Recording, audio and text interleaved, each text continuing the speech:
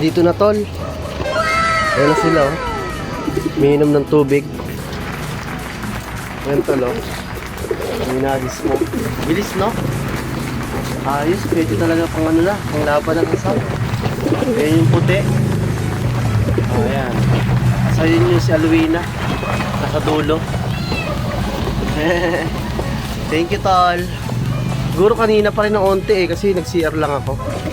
Ayan nga, si White Lady, no? Siya yung kalapati natin na wala na isang buwan kalate. Pero ngayon, napakabilis niya. Minuto lang, from 8:23 AM, nakauwi siya ng 8:45 to 8:50, no? Estimated time ko yon ng umaga. Minuto lang, nakauwi sila. Ito naman si Alwina, no? Ayan, gutom na gutom siya, no? Bilis.